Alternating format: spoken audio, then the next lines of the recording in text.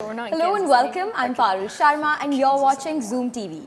Today I have with me the charming Abhay Deol, the gorgeous Emily Shah, and both of them are a talented lot as well. Hi guys, how are you doing? Hi, I'm good, how are you? So firstly I want to say congratulations because Jungle Cry actually won the Dada Saheb Phalke Award in 2021 for Best Film Jury.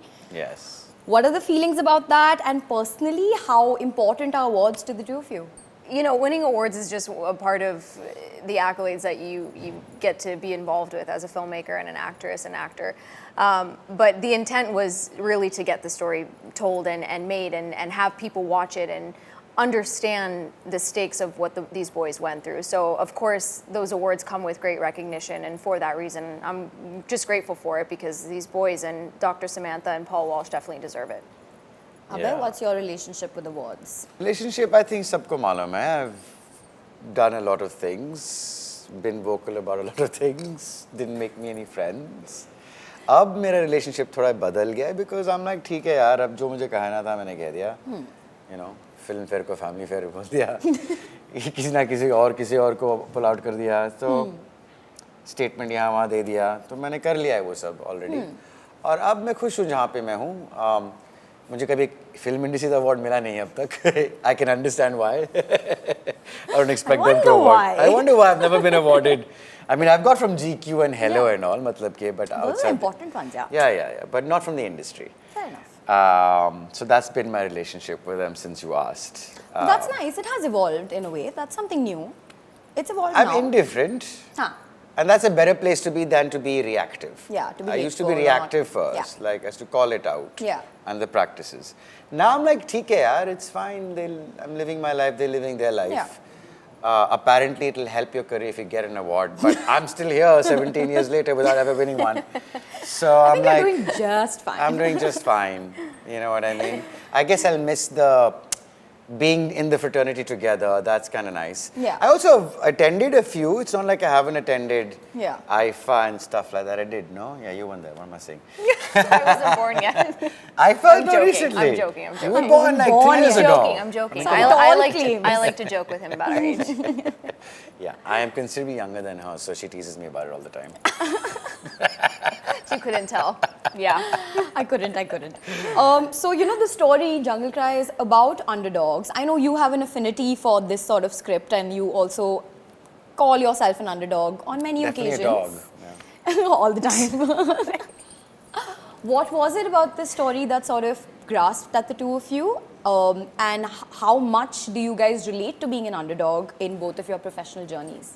You go first. This one you're first. Because you have a personal relationship with this. Well, you know, the underdog is always an inspirational theme in films, right? It's always a journey from being the underdog to triumph. Yeah. All sports films are about the underdog triumphing, and I can relate to it, I suppose. Trying, when I started out in this industry, to make content that would not necessarily be made, working with people who'd made no films before or maybe a film. So, you know, trying to create a movement. So I guess there's a relatability to being the underdog.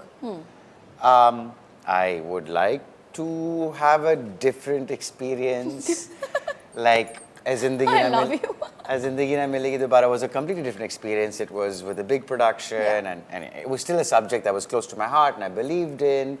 So I thoroughly enjoyed making that. So I've had a bit of a mix. Is that like a high that you chase? Like, I mean, not a high that you chase, but like... You're on Zoom. Funny. Yeah. We're a very progressive audience here. Oh, wow. Okay. But in the sense that like the big banner, the big star cast, like, and that whole experience, like being on a Zoya Akhtar film and like that whole experience anyway. It's definitely a high. I don't necessarily chase it.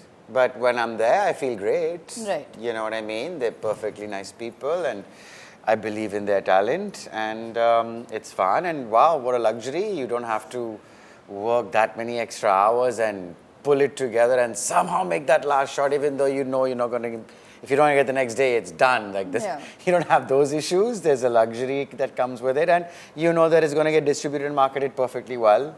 Yeah. You know, so there's It's nice to not have to worry about those things. It's nice to have that sort of comfort and luxury for sure. which you don't necessarily get in smaller films, and rightfully so.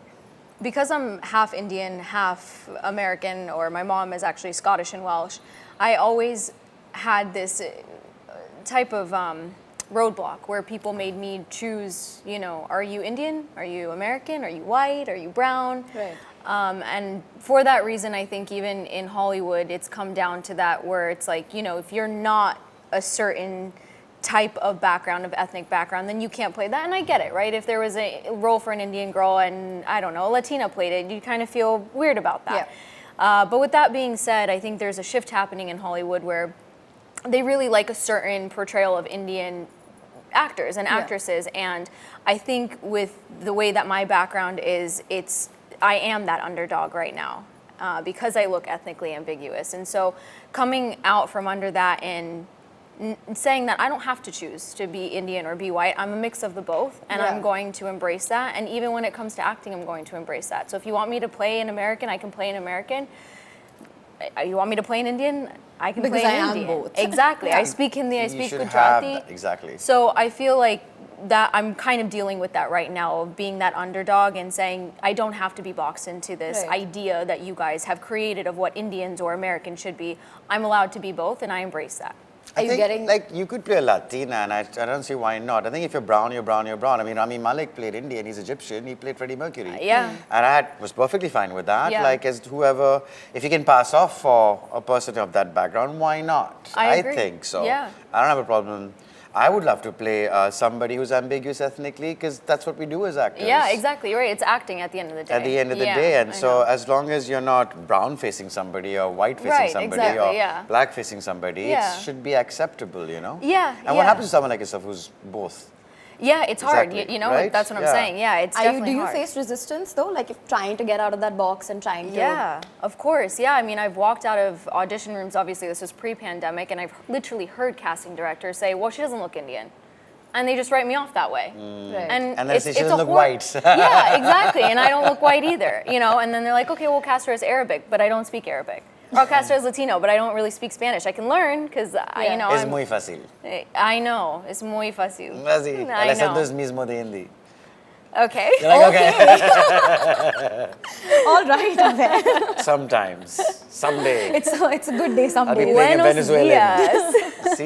It's very interesting that you said that, because he has in fact said this a couple of years ago prior to Spin coming out. You had talked about how representation in Hollywood is not there yet, but they have been trying to do that in the past couple of years. And he said the exact same thing, that kids growing up there who are from like an Indian diaspora, they don't find themselves belonging anywhere because they don't think they're Indian, they don't think they're American. When they come here, they don't think that they're Indian when they go you know, there. even if you're not half and half like she is, they're also culturally, if you're born in the US, they'll come to India to find their roots. And I'm sure this resonates with you, right? Yeah. And then here they see you as American, you go to the US, They and there see me they as see you as Indian. Indian. I know. And then when you go to casting, they say you don't look Indian. Exactly. Yeah, and I catch myself saying that too. You know, when I come here, I'm like, it's fine, I'm American, I get it. And I'm like, why did I just say that? I literally have an OCI, I can speak the language, I'm Hindu. Like, it doesn't make any sense. But then when I go there, I'm like, oh, I'm Indian, I get it. And then I'm like, what? Anyway, I find that I end up boxing myself as well, just because I'm so used to that, you know, image that I get, and I put myself in that position. But I'm trying to change that perspective. Right. Yeah. That's nice to hear. I mean, Yeah. having a positive attitude towards this is Yeah, better of than course. kind Yeah, of being bitter about change it. has to happen within you, right? If Absolutely. I don't like it, why do I continue it? So. Where do you stand on that sentiment of yours? Do you think that, I mean, this is not the first time that you've worked with a foreign cast. Do you think that it has gotten a bit better? Like, where do you stand on the whole representation of Indians in Hollywood? It's been, so the African American community has been really vocal about representation, right? Yep. You'd often see them portrayed as gangsters and pimps and thugs or slaves. Just really You don't really poor. see them as middle class, regular. You know, it's important to be how you're portrayed. And their activism has obviously helped other people of color as well to stand up and say, hey, that's true. Right. And we are there as well, and we have the same issues. Sure. And it's been really had to raise a stink for a while, right? Before change was really going to come. And there's been a lot of talk for a long time, but no real action. I did notice though that like with Asian men, it's people. It's like the women are objectified and sexualized, and the men are like nerds and sidekicks. Right. That was just the two Tropes that were there. you had for the people, and so it was obvious that it started with the women. Like it was easy to cast a woman of color because you can have a white guy opposite her and you can sell that product, and it's an exotification of the culture, Sure. which is understandable. It'll start there. It's also, this is why there's so much noise about the decision makers. Like if they were people of color, they would see the nuances that somebody who is of white background does not see. We don't want to be explained by people outside of the community who we are and what we're all about, because they don't get it. Absolutely. I'm not in any position to explain to you what a WASP is, what the experience of being white Anglo-Saxon Protestant Yeah. is, because I am not from there. And so I just expect that someone like myself should also be written by someone who understands where I come from, and that is usually somebody from the community. If somebody of white color was born and raised in my community, I'd give him or her that, because they as Indian as I am, they may not look it. But that's very rare to come by. Kalki is For one people to example. Absolutely. She's white, but she's very much Indian. Absolutely. So unless it's a case like that, so that still has to come about, because Getting the actual people in the writers' room. yeah, and because behind the lens. you see Jon Stewart's new show, he has a really good mix of color, gender, sexuality, all of it. Yeah. Because then they can speak from their experience, and that brings about authenticity from Absolutely. experience, as opposed to just Ignorance. trying to get there, but coming from a space of inexperience. Direct experience breeds that authenticity. Absolutely. And so it's a longer dialogue to have. But getting there. I've only now recently seen scripts come my way where an Asian male was portrayed as desirable as opposed to a nerd and a Right. sidekick. So I see that there are those things. There's They're a lot trying. of noise. They're trying.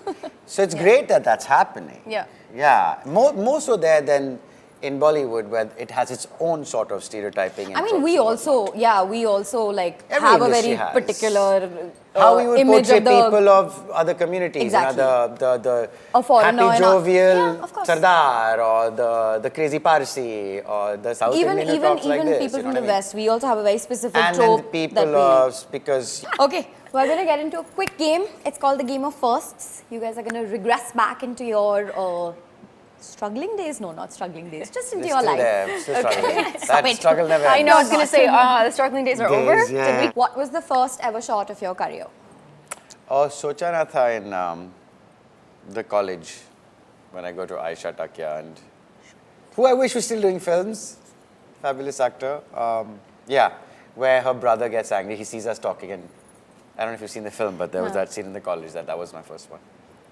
What about you? Yeah, I did acting as a child, like commercial acting. So there was a company. It's funny. I'm vegetarian now, but I did Oscar Mayer wiener commercials as a child. Like hot dog? So I would stand with the hot dog and sing Oscar Mayer wiener as a 3-year-old child. That's fun. I have to see that. Yeah, I think we're going to have Why to did Google you it. tell me this on set? I would have so many jokes about that. I can't say it because the cameras are on. That's why I didn't tell you. Oh my gosh. Yeah, I always did food commercials as a kid. I don't know why. I was just such a little fatty. But I did like Dosa Express. Selling wieners. Yeah, I could sell any food. This is going to spiral really quickly, so I'm going to move on before Abhay loses the plot. Yeah, what is it about? Coming to that, if it's not films, then I actually did a pilot, I forget the name of, which I did the pilot for. That's much before Socha Na Tha. And I did a music video, Pal, Pyar Ke Pal. Yeah, so I've done that also. Nice. Actually, yeah. Nice. Yeah, Before I did my I first did movie. music videos before I did acting. Yeah. I did a Mickey Sing music video. Yeah? Did Oh. 3 actually. Yeah. I did read Punjabi. about that. I No you ways. know, represent. I gotta see That's that. right. Yes, right. We got like 30 million views on that video. That's right. Ooh! Yeah. I gotta see that one. Okay. I'll show you. Your first ever paycheck, and what was it for? Oh, I did storyboards I was 17, I think. And I used to do storyboards for Kailash and Jeet's company, I remember.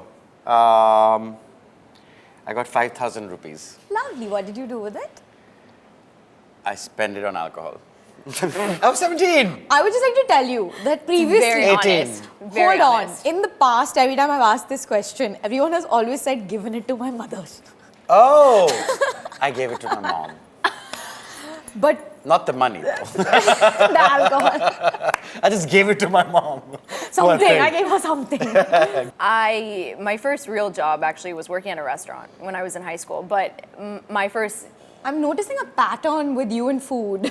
yeah, yep, exactly. Yes, strong love for food. I will tell you, I'm a big foodie. But no, my first industry job was working on set. I was a PA on Captain America. Nice. Yes. Yeah, that was one of my first jobs. But that was like a hefty paycheck, I'm sure. What did you do with it? Nope. It was not It was hefty. not. Yeah, it's, We need to It have a was chat. not. Yeah. Yeah, no. being a PA, I mean, it's Being a it's PA, tough Run job. a It's big not- budget film, no? Uh, कहीं पैसे कहीं नहीं देते. Damn it. I mean, the 5,000 No. rupees I got was in the mid 90s, so it was quite a Fair bit. enough, for yeah. Inflation Yeah. adjust back then. करके It- we're yeah, fine. it was decent amount. yeah. but, No, yeah. but no, you should be grateful to work for Disney. That's mentality.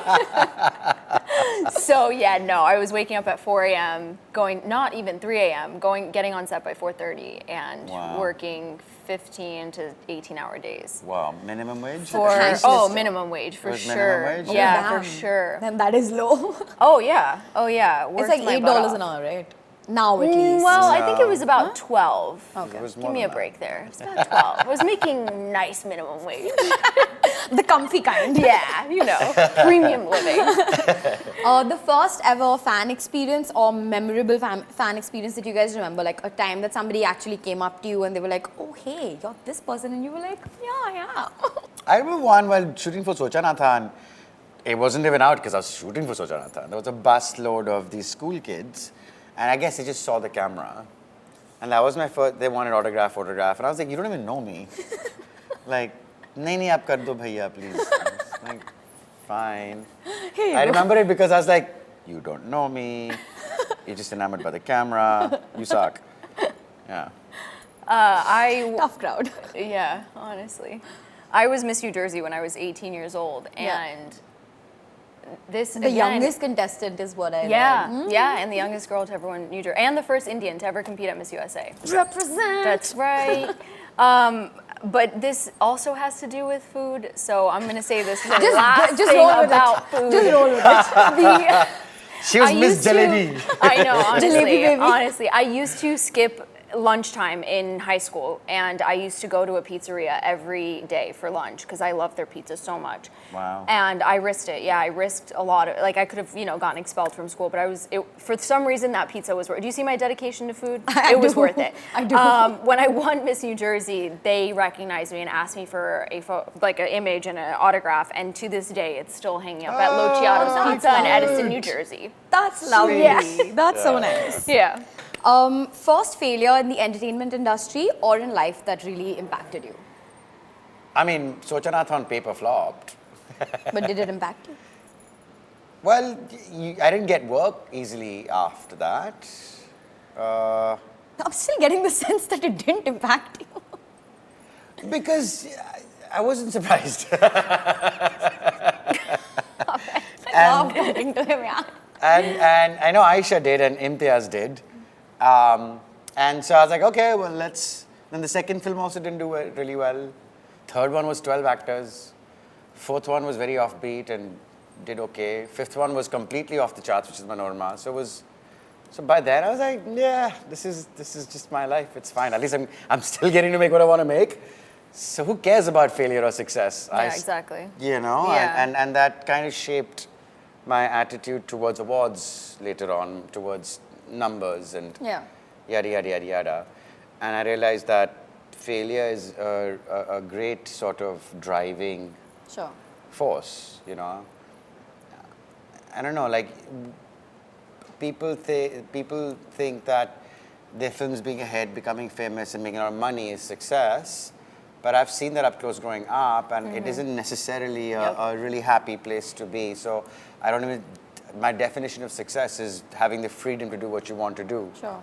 And having money isn't the mark of success, but Right. for a lot of people that is. So I'm really successful in having seen that. Yeah, and getting to do whatever you want. That's success. I don't care if my car is more simpler than yours or my bag isn't as fancy Yeah. as yours. I mean, Failure is how you view it. Right? yeah, And success is how you view it. as well. And failure too, Yeah, right? Absolutely. I don't look at them as failure. I just, I take it with a grain of salt and take it as a learning lesson. So for me, it's not really failure. The one thing that I really wanted to achieve before I even started out seriously acting was, you know, at Miss USA, I really wanted to win Miss USA. That was something that I had dreamed of as a kid. And when I placed in the finalists and didn't, you know, progress after that, it was tough. Yeah. But I realized that I put success and importance into a crown and a banner and a title. And that taught me a lesson that I'm seeking happiness somewhere else Right. and not within myself. And so my attitude shifted a little bit after that. I would say a lot actually after that. And I realized that at the end of the day, I have to sleep with myself. So I've got to be happy with what I'm doing and what Yeah. I'm putting out and the work that I'm putting out there. And if everybody else doesn't like it or they don't accept it, that's on them. At least I'm happy with it because I've got to sleep with that and wake up with that. That's nice. Well, thank you so much for Thank joining you. me, guys. Thank you. Abhay, always a pleasure chatting with you, and it was so nice getting to know you, Emily. You as Good well. luck Thanks. for the future. Thanks so much. Thank you. Appreciate it.